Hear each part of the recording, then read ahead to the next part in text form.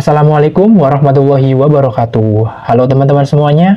Nah, pada video kali ini kita akan membahas mengenai persyaratan umum dan tahapan seleksi Sekolah Ikatan Dinas pada tahun 2022 kemarin ya. Tentu saja persyaratan dan tahapan seleksi ini tidak akan jauh berbeda dengan tahun 2023. Yang pertama ada Institut Pemerintahan Dalam Negeri atau yang biasa dikenal sebagai IPDN.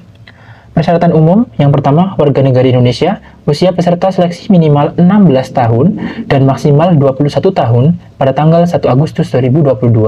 Kemudian tinggi badan pendaftar bagi pria itu minimal 160 cm dan wanita itu minimal 155 cm.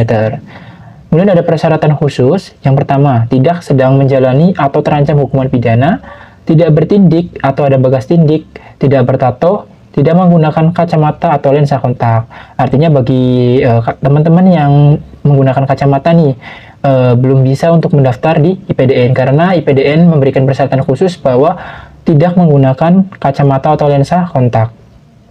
Yang kelima itu adalah belum pernah menikah atau kawin. Nah, bagi pendaftar wanita juga belum pernah hamil atau melahirkan. Yang keenam, belum pernah diberhentikan sebagai pelajar IPDN atau perguruan tinggi lain dengan tidak terhormat. Yang ketujuh adalah apabila pendaftar dinyatakan lulus, nah maka pendaftar ini yang pertama tidak menikah selama mengikuti pendidikan, bersedia diangkat menjadi CPNS atau PNS, bersedia ditempatkan pada proses pembelajaran di seluruh kampus IPDN, menaati seluruh peraturan yang ada di IPDN, dan bersedia diberhentikan apabila melakukan pelanggaran kedisiplinan. Kemudian ada persyaratan administrasi nih. Yang pertama itu ijazah paling rendah itu adalah SMA atau MA, termasuk juga lulusan paket C bagi lulusan tahun 2019 sampai dengan 2022 dengan ketentuan itu nilai rata-rata ijazah minimal 70 untuk rata-rata rapor nilai sekolah. Kemudian ada nilai rata-rata ijazah bagi Provinsi Papua dan Papua Barat itu minimal 65. Yang kedua adalah bagi yang memperoleh ijazah dari sekolah luar negeri itu harus mendapatkan pengesahan dari Kementerian Pendidikan, Kebudayaan, Riset, dan Teknologi. Yang ketiga adalah memiliki KTP elektronik. Bagi yang belum memiliki, maka bisa menggunakan kartu keluarga. Yang keempat, berdomisili minimal 1 tahun di provinsi tempat mendaftar. Kemudian yang kelima itu ada surat keterangan kelas 12 yang ditandatangani oleh kepala sekolah. Yang keenam adalah surat keterangan orang asli Papua nih, khusus pendaftar dari Papua. Dan yang ketujuh adalah fakta integritas. Yang kedelapan, surat keterangan bebas narkoba yang dikeluarkan oleh Rumah Sakit Bayangkara. Kemudian surat keterangan tidak buta warna yang dikeluarkan oleh rumah sakit pemerintah atau swasta. Yang ke-10 ada alamat email yang aktif. Yang ke-11 itu ada pas foto ukuran 4x6 dan tidak menggunakan kacamata. Sekali lagi ya teman-teman, untuk pendaftar di IPDN ini tidak menggunakan kacamata. Nah, tahapan seleksinya apa saja? Yang pertama nih ada seleksi kompetensi dasar atau SKD yang dilaksanakan itu menggunakan sistem CAT, Computer Assessment Test oleh BKN. Yang kedua itu adalah tes kesehatan tahap 1. Pelaksanaannya itu di Rumah Sakit Bayangkara. Kemudian yang ketiga itu ada tes psikologi, integritas, dan kejujuran yang dilaksanakan oleh Biro SDM Polda. Nah, yang keempat itu adalah Pantukhir. Nah, ini berisi verifikasi faktual dokumen persyaratan administrasi pendaftaran. Kemudian ada tes kesehatan tahap 2 dan tes kesemaptaan serta pemeriksaan penampilan. Selanjutnya yang kedua ada Politeknik Statistika STIS atau yang biasa dikenal sebagai Polstatistis. Persyaratan umumnya yang pertama, sehat jasmani dan rohani, tidak buta warna, toleransi di bawah ukuran 6 dioptri ya teman-teman. Kemudian lulusan siswa kelas 12 SMA, MA dengan jurusan IPA atau IPS, atau bisa dengan peminatan teknik komputer dan informatika. Kemudian yang poin 4 adalah nilai matematika dan bahasa Inggris nih, minimal 80 pada semester gasal kelas 12. Yang kelima itu adalah umur minimal 16 tahun dan maksimal 22 tahun per 1 September tahun 2022. Nah, kemudian ada persyaratan umum nih, yang keenam itu adalah belum menikah dan bersedia tidak menikah, sama ya teman-teman seperti PDN tadi. Yang ketujuh adalah tidak menjalani ikatan dinas dengan instansi lain. Yang kedelapan menaati aturan, kemudian menandatangani surat perjanjian ikatan dinas, bersedia ditempatkan di PPS, tidak mengajukan pindah kerja sekurang-kurangnya 7 tahun.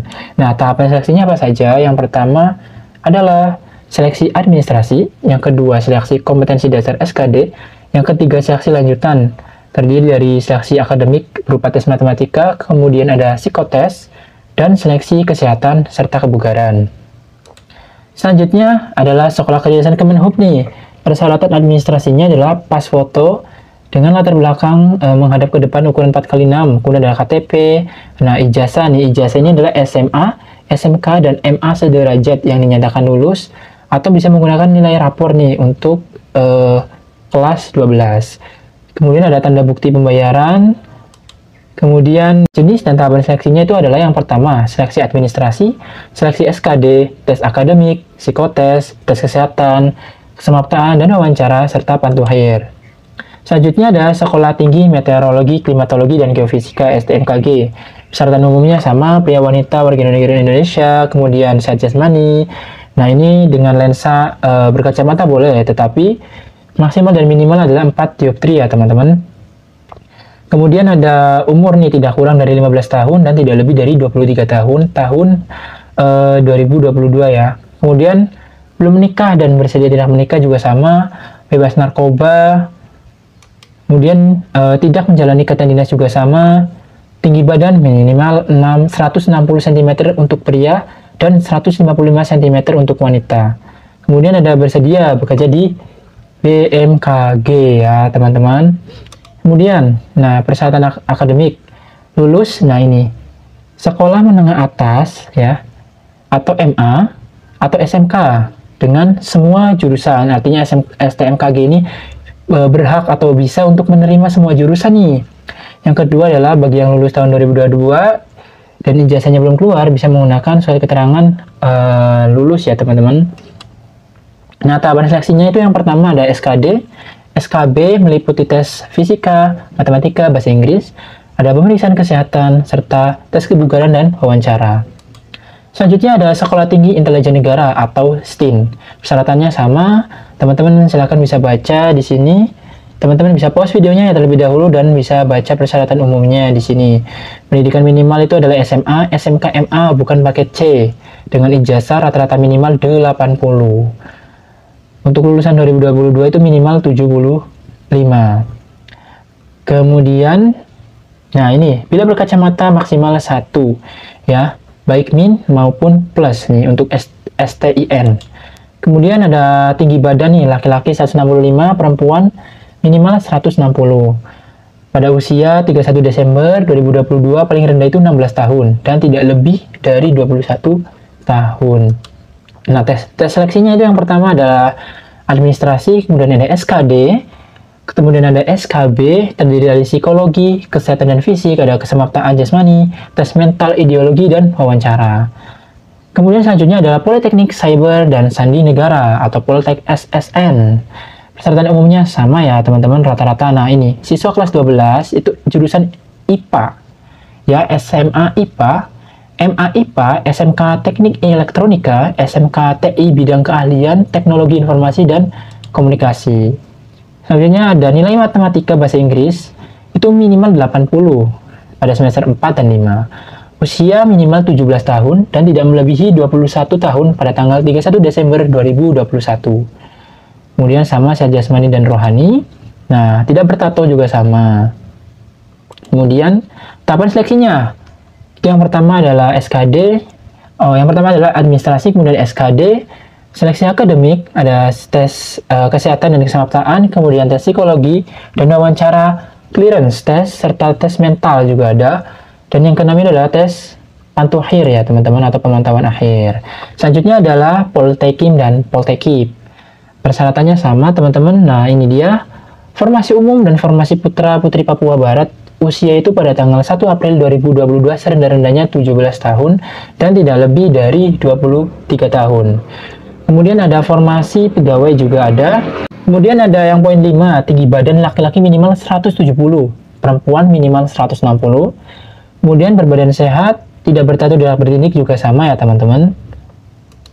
Nah, tahapan seleksinya nih, yang pertama itu adalah administrasi, kemudian SKD, seleksi lanjutan terdiri dari kesehatan, kesemaptaan, psikotes, wawancara psikotes, kemudian ada tes wawancara, pengamatan fisik, dan keterampilan.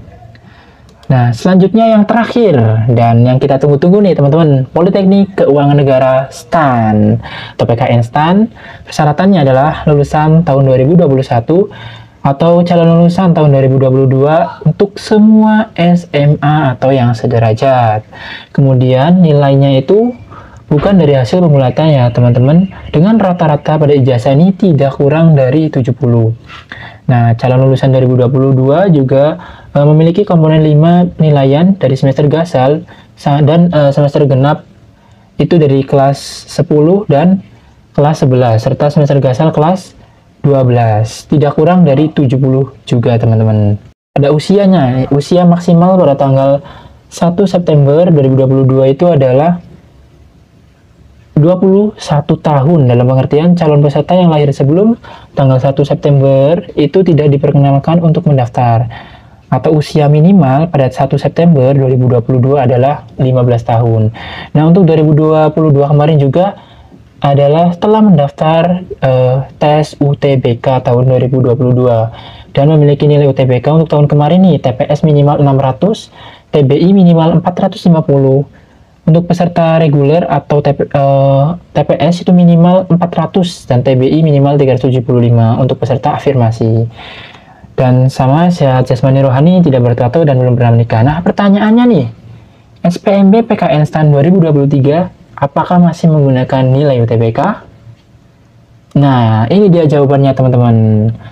Pada siaran pers ya yang dilaksanakan pada 5 Januari tahun 2023 kemarin, dengan judul UTBK kembali menjadi syarat seleksi administratif SPMB PKN STAN tahun 2023. Wah, artinya teman-teman harus mengikuti UTBK SNBT terlebih dahulu agar bisa mendaftar di Politeknik Keuangan Negara STAN, teman-teman. Dan bagi teman-teman yang lolos di jalur SNBP, mohon maaf sekali teman-teman tidak bisa mendaftar di PKN STAN karena teman-teman tidak bisa mengikuti tes UTBK SNBT tahun 2023. Nah, kiranya demikian informasi yang bisa saya berikan. Apabila ada pertanyaan, silakan bisa tulis di kolom komentar. Terima kasih sudah menonton video ini. Semoga bermanfaat dan sampai jumpa.